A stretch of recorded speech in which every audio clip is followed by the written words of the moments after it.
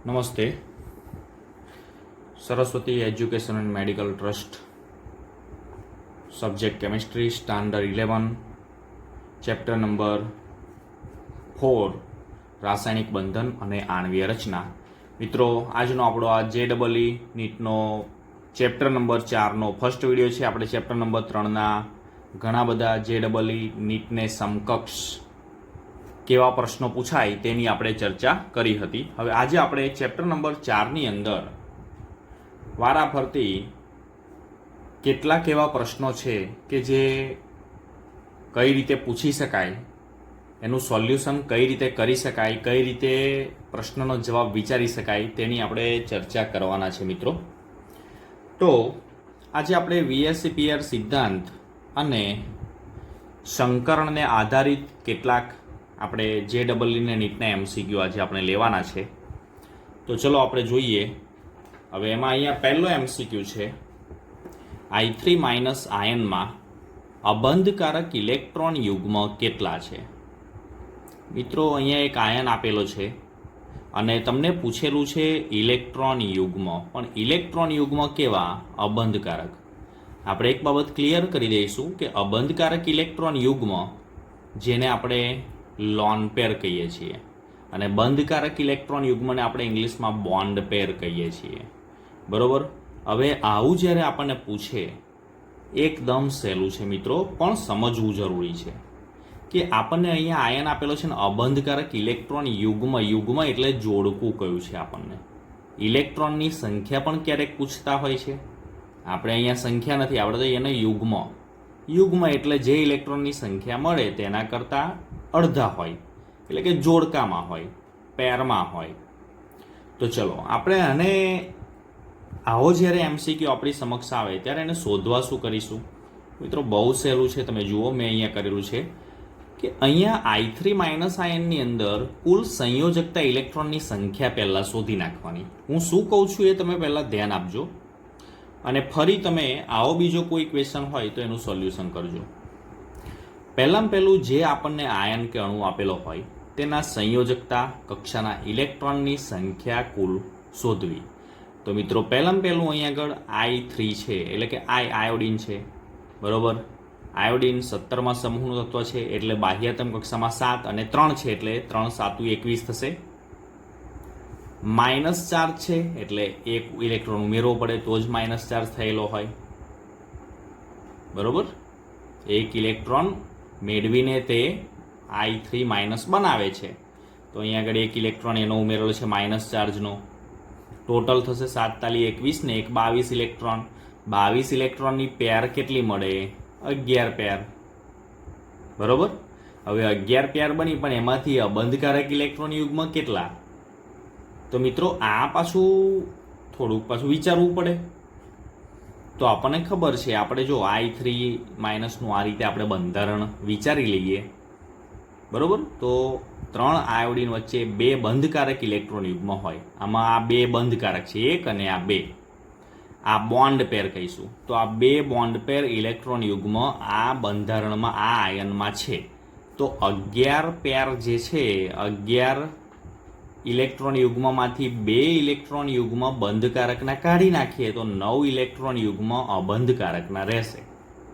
એટલે આપણો જવાબ આવશે 9. તો આ રીતે મિત્રો આપણે આવો જ્યારે પ્રશ્ન હોય ત્યારે એ પ્રશ્નનો ઉકેલ મેળવવો પડે.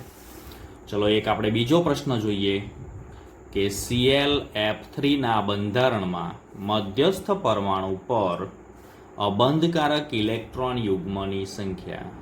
મિત્રો, પ્રશ્નને સમજી લઈએ કે મધ્યસ્થ પરમાણુ હોય ને એના પર અબંધકારક ઇલેક્ટ્રોન યુગ્મ કે જે બંધમાં ભાગ લીધેલો હોય નહીં. મિત્રો, આનો ઉકેલ 2 રીતે મેળવી શકાય. બરોબર. એક તો એનો પ્રકાર જે આપણે રેગ્યુલર ક્લાસની અંદર ભણેલા છે, તો એ તમને ટેબલમાં આપેલું જ છે મિત્રો, એટલે વધારે ક્યાંય વિચારવાની જરૂર નથી કે ClF3 છે એ કયા પ્રકારનો અહીંયા અણુ છે. તો AB3E2 પ્રકારનો છે, AB3E2. તો આમાં સ્પષ્ટ તમને કહેવામાં આવેલું છે E2. અહીંયા A એટલે મધ્યસ્થ પરમાણુ, આ બોન્ડ પેર, B એટલે બોન્ડ પેર અને E એટલે લોન પેર. બરોબર. તો મધ્યસ્થ પરમાણુ ઉપર આ જે અબંધકારક ઇલેક્ટ્રોન યુગ્મની સંખ્યા અહીંયા 2 છે. E2 E એટલે બોન્ડ પેર, લોન પેર છે, બરોબર, અને B એટલે બોન્ડ પેર એટલે કે બંધકારક ઇલેક્ટ્રોન યુગ્મ. તો અહીંયા આગળ E કેટલા છે? 2 છે, તો આપણો જવાબ આવશે 2. સિમ્પલ. અને જો આપણને એનું બંધારણ આવડતું હોય કાં તો આપણે બંધારણ દોરવાનો પ્રયત્ન કરીએ તો આમાં મધ્યસ્થ પરમાણુ કયો હોય મિત્રો? તો ક્લોરીન છે. ક્લોરીનની આજુબાજુ 3 ફ્લોરીન મૂકી દેવાના, બરોબર. આ ક્લોરીન છે એ ક્લોરીનની સંયોજકતા કક્ષાના ઇલેક્ટ્રોન 7 છે, તો એ પૈકી 3 ઇલેક્ટ્રોન ક્લોરીનના ફ્લોરીન સાથે બંધમાં ભાગ લેશે અને ફ્લોરીનનો એક ભાગ લેશે, એટલે 3 બંધ બનાવશે. હવે ક્લોરીનના બીજા 4 ઇલેક્ટ્રોન બાકી રહ્યા, એ તેની ઉપર અબંધકારક 4 ઇલેક્ટ્રોન છે, તો એના યુગ્મ કેટલા બને? 2. તો આ 2 યુગ્મ છે એના અબંધકારક. તો આ રીતે આપણે વિચારી શકીએ છીએ. 2 રીત છે મિત્રો, એક તો એનો પ્રકાર જોઈને અને એક એના સ્ટ્રક્ચર પરથી. ચલો હવે આપણે આગળ જોઈએ બીજું. તો જુઓ, આપણો પ્રશ્ન છે આગળ, નીચેનામાંથી કયા અણુમાં પરમાણુઓ રેખીય રીતે ગોઠવાયેલા નથી? મિત્રો અહીંયા આગળ રેખીય ગોઠવણી કયું છે? રેખીય આકાર એનો છે. રેખીય રીતે ગોઠવાયેલા નથી એટલે આપણે અહીંયા રેખીય આકાર કોનો નથી?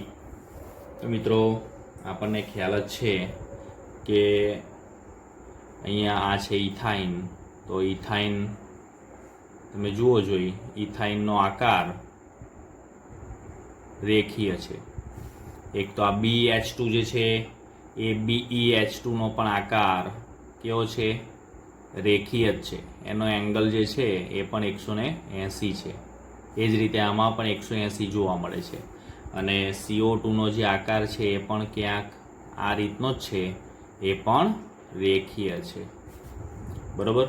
હવે H2S જે રહ્યું છે એ H2S ની અંદર તમે એનો જે આકાર છે એ આકાર રેખીય મિત્રો જોવા મળતો નથી, કારણ કે એની ઉપર 2 અબંધકારક ઇલેક્ટ્રોન યુગ્મ જોવા મળે છે. અને 2 અબંધકારક ઇલેક્ટ્રોન યુગ્મોને લીધે શું થશે?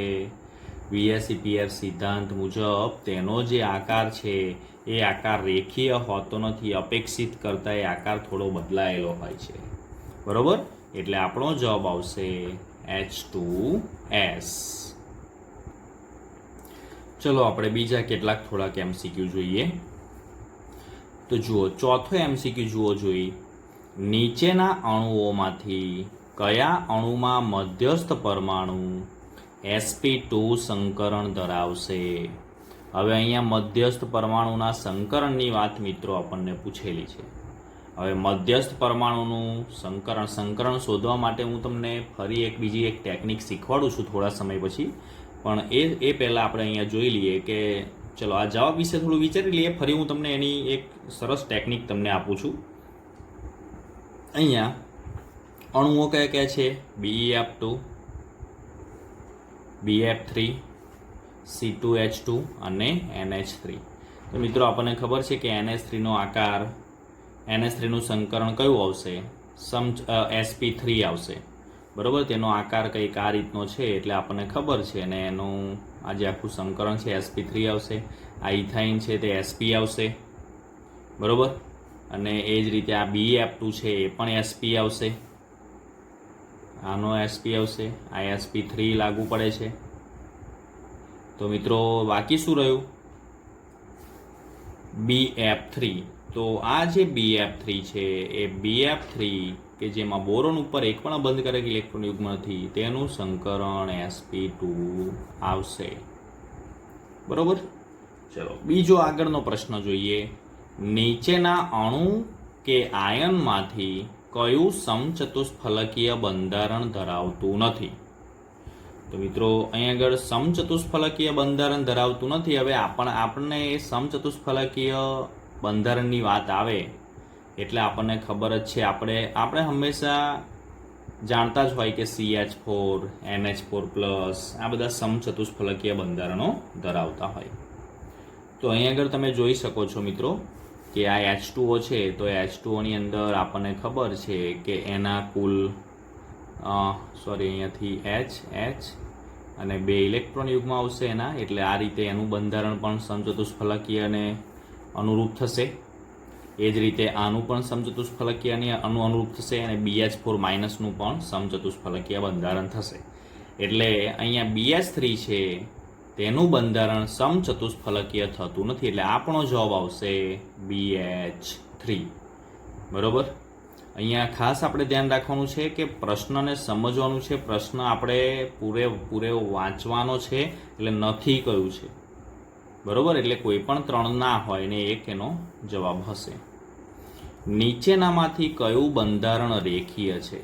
તો ચલો મિત્રો, આ રેખીયની વાત આવે એટલે આ કાર્બન ડાયોક્સાઇડ તો હમણાં જ મેં તમને કહ્યું કે આ રેખીય છે જ, સીધો જ આપણને જોઈને જવાબ ખબર પડી જશે કે આ રેખીય છે. એ રીતે બીજા પણ વિચારવા હોય તો પણ વિચારી શકાય કે આ સલ્ફર ડાયોક્સાઇડ છે, બરોબર. એ સલ્ફર ડાયોક્સાઇડમાં અબંધકારક ઇલેક્ટ્રોન યુગ્મ છે મધ્યસ્થ પરમાણુ સલ્ફર પાસે, બરોબર. એટલે એનો આકાર આપણે જાણીએ છીએ તે મુજબ ટેબલમાં આપેલો છે, કોણીય છે, બરોબર. એ જ રીતે SO4-2 છે તેનો આકાર આવશે સમચતુષ્ફલકીય આવશે, સમચતુષ્ફલકીય. અને CO3-2 નો જે આકાર છે તે ત્રિકોણીય આકાર છે. એટલે CO2 જે છે કાર્બન ડાયોક્સાઇડ તેનો આકાર રેખીય આવશે, એટલે આપણો જવાબ કાર્બન ડાયોક્સાઇડ આવશે. બરોબર. ચલો, હવે આપણે અહીંયા આગળ એમ પૂછેલું છે કે નીચેનામાંથી કયા પદાર્થનો આકાર રેખીય છે? ફરી આ એક પ્રશ્ન આપણને પૂછેલો છે, બરોબર. આપણે અહીંયા જોવાનું છે કે કોનો આકાર રેખીય હશે. હવે રેખીય આકાર નક્કી કરવા માટે ડાયરેક્ટ તો એમ આપણને ખબર પડતી નથી. સાહેબ તમે તો બોલ્યા જ કરો છો કે આનો આ હશે, આનો આ હશે, તો સાચી વાત તમારી. તો આપણે એનો આકાર રેખીય છે કે પછી એના સંકરણ પ્રમાણે એનો આકાર કેવી રીતે શોધવો તે આપણે તો નક્કી કરવું જ રહ્યું, બરોબર. તો હું તમને મિત્રો હવે જે શીખવાડું છું એ ખૂબ જ અગત્યનું છે કે કોઈ પણ અણુ કે આયન હોય તેનું સંકરણ કેવી રીતે નક્કી થાય તે તમારે અહીંયા સમજી લેવાનું છે. હવે એ સમજવા માટે તમારે પહેલું તો શું કરવું પડશે કે કોઈ પણ અણુ કે આયન આપેલો હોય ત્યારે તમારે સંયોજકતા કક્ષાના કુલ ઇલેક્ટ્રોનની સંખ્યા તમારે શોધવાની છે, બરોબર. શું શોધવાનું છે મિત્રો? અહીંયા લખું છું, સંયોજકતા કક્ષાના કુલ ઇલેક્ટ્રોનની સંખ્યા, કુલ ઇલેક્ટ્રોનની સંખ્યા શોધવાની છે. હવે આ કુલ ઇલેક્ટ્રોનની સંખ્યા શોધાઈ જાય, જેને આપણે x કહીશું, હવે જો આ x નું મૂલ્ય 8 કરતાં નાનું હોય, 8 કે 8 કરતાં નાનું હોય તો તે વેલ્યુને તેને આપણે 2 વડે ભાગીશું,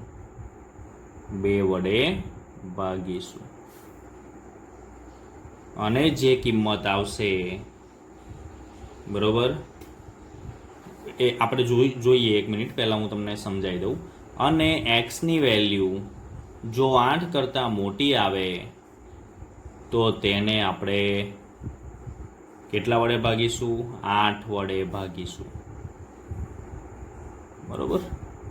અને જે વેલ્યુ આવે તે, હવે સમજો ધારો કે આપણી પાસે એક્સની વેલ્યુ, ફોર એક્ઝામ્પલ એક્સની વેલ્યુ આપણી પાસે 6 છે. તો 6 એટલે 8 કરતાં નાની, એટલે તેને કેટલા વડે ભાગવા પડે? 2 વડે ભાગવા પડે. અને અહીંયા આપણને સંકર કક્ષકો, એટલે અહીંયા આપણે ભાગતા આપણને જે કિંમત મળવાની છે ને તેને આપણે n કહેવાનું છે. n એટલે સંકર કક્ષકની સંખ્યા, બરોબર. સંકર કક્ષકની સંખ્યા આપણે શોધવાની છે. તો સંકર કક્ષકની સંખ્યા કેટલી થશે? 3 થશે. તો આ 3 એટલે 3 સંકર કક્ષક માટે કયું સંકરણ લાગવું પડે વિચારો જોઈ. તો 3 છે એટલે S1 આવશે અને P2 આવશે, એટલે કે sp2 સંકરણ આવે. આવું તમારે વિચારવાનું. આ એક ટ્રીક છે મિત્રો. અને જો અહીં આગળ એક્સનું મૂલ્ય સમજો ધારો કે 32 આવ્યું, બરોબર. તો 32 ભાગ્યા 8 તો 4 આવશે, તો sp3 સંકરણ s તો પહેલાં મૂકી જ દેવાનો અને પછી બીજા કેટલી સંખ્યા બાકી રહી? 4 છે એટલે 3 બાકી રહેશે, એક s અને 3 p એટલે ટોટલ 4 થયું. એટલે આ સંકૃત કક્ષકોની સંખ્યા છે મિત્રો. બરોબર, sp3 સંકરણ આ રીતે. પણ મને ખબર છે તમને એ પ્રશ્ન થશે કે ફોર એક્ઝામ્પલ ચલો x બરાબર 34 આવ્યું તો તમારે શું કરવાનું? તો 8 કરતાં મોટી સંખ્યા છે એટલે એને આપણે 8 વડે ભાગવાના જ છે. 34 ભાગ્યા 8. તો આના એવી રીતે આપણે ભાગ કરી દેવાના છે 34ના. બરોબર, તો જુઓ જોઈએ 34 એટલે આપણે 8 વડે ભગાય એ રીતે આપણે અહીંયા ભાગ પાડીશું. તો ઉપર 32 ભાગ્યા 8 કરી દેવાના અને બાકીના જે 2 રહ્યા એ 2 એ 8 કરતાં નાના છે એટલે એને 2 વડે ભાગી નાખો. બરોબર, તો આ જ પદ્ધતિથી તમારે કામ કરવાનું છે. તો 4 અને 2 ભાગ્યા 2 વત્તા 1 બરાબર કેટલા થશે? 5. તો 5 હોય, જો આ એનની વેલ્યુ આપણે શોધીએ છીએ, અહીંયા ભાગતા એનનું મૂલ્ય મળે. હવે આ એન એટલે શું મેં તમને કહ્યું તે. શું કહ્યું મેં તમને? યાદ રહ્યું મિત્રો? આ બધા એનના મૂલ્યો મળે છે, સંકર કક્ષકોની સંખ્યા એન. બરોબર, એટલે આપણે અહીંયા પ્રથમ જ લખીશું કે આપણે શું શોધવાનું છે? પ્રથમ સંકર કક્ષકોની સંખ્યા એન શોધવી. બરોબર, તો એન શોધવા માટે પહેલાં એક્સ શોધવાનો અને એક્સ શોધ્યા પછી જ આપણને એન મળશે. આ બાબત આપણે અહીંયા ક્લિયર કરી દઈશું મિત્રો. તો ચલો એક બીજી બાબત હું તમને અહીંયા આગળ કહી દઉં, એક ઉદાહરણ લઈને તમને સમજાવો. અહીંયા જો 5 છે તો કયું આવશે પાછું? તો sp3d આવશે. બરોબર, હવે એક તમને ઉદાહરણ દ્વારા આની અંદર સમજાવી દઉં તો તમને સરસ રીતે ખ્યાલ આવી જશે. તો ચલો જોવો જોઈએ, NO2 પ્લસ ઉદાહરણ લઈએ અને સમજીએ કે આમાં સંકરણ કયું આવશે. તો NO2 પ્લસ છે તો નાઇટ્રોજનની બાહ્યતમ કક્ષામાં કેટલા ઇલેક્ટ્રોન? 5. ઓક્સિજન 2 છે એટલે 2 મૂકી દેવાના અને તેની બાહ્યતમ કક્ષામાં 6 ઇલેક્ટ્રોન. હવે આ પ્લસ ચાર્જ છે એટલે ઇલેક્ટ્રોન એક માઇનસ થશે. ચલો આપણે 5 વત્તા 12 ઓછા 1 ટોટલ થશે 16 થશે. બરાબર, તો 16 એક્સની વેલ્યુ અહીંયા 16 છે તો એને કેટલા વડે ભાગવા પડે? તો 16 છે એટલે એને આપણે એનનું મૂલ્ય મેળવવા માટે કેટલા વડે ભાગવા પડશે? 8 વડે. તો 2 આવશે. તો કયું સંકરણ આવ્યું? sp. 2 જ. ખ્યાલ આવી ગયો મિત્રો? ચલો એ જ રીતે હું તમને કહું NO3 માઇનસનું શોધીએ. બરાબર, તો નાઇટ્રોજનની બાહ્યતમ કક્ષામાં 5, ઓક્સિજન 3 છે તેની બાહ્યતમ કક્ષામાં 6 અને વત્તા -4 છે એટલે +1 બરાબર 5 વત્તા 18 વત્તા 1. બરાબર, ટોટલ થશે 18 ને 5 23 ને 1 24. તો એનની વેલ્યુ માટે 24 ભાગ્યા 8. 8 કરતાં વધારે વેલ્યુ છે એક્સની એટલે તો 3 આવશે. તો શું થયું? sp2 સંકરણ મળશે મિત્રો. ખ્યાલ આવી ગયો તમને? એ જ રીતે ચલો NH4 પ્લસની વાત કરીએ આપણે. NH4 પ્લસ તો નાઇટ્રોજનની બાહ્યતમ કક્ષામાં 5 વત્તા હાઇડ્રોજન ટોટલ 4 એકા 4 થશે. હાઇડ્રોજનની સંયોજકતા કક્ષામાં 1 ઇલેક્ટ્રોન એટલે અને 4 હાઇડ્રોજન પરમાણુ એટલે 4 ઓછા 1 તો 8 થયા. 8 છે એટલે એને કેટલા વડે ભાગવા પડશે? 2 વડે. તો કેટલો જવાબ આવશે? 4. તો કયું સંકરણ થયું? sp3. તો મિત્રો આ રીતે આપણે એનું સંકરણ શોધી શકીએ છીએ. તો તમે જુઓ જોઈએ તમને ખ્યાલ આવી જશે. અહીંયા તમને આપણે શાના માટે આ તો અહીંયા જુઓ સલ્ફર ડાયોક્સાઇડ કયા પદાર્થનો આકાર રેખીય છે? બરોબર છે, એ રેખીય શોધવા માટે આપણે આ સંકરણની વાત કરી.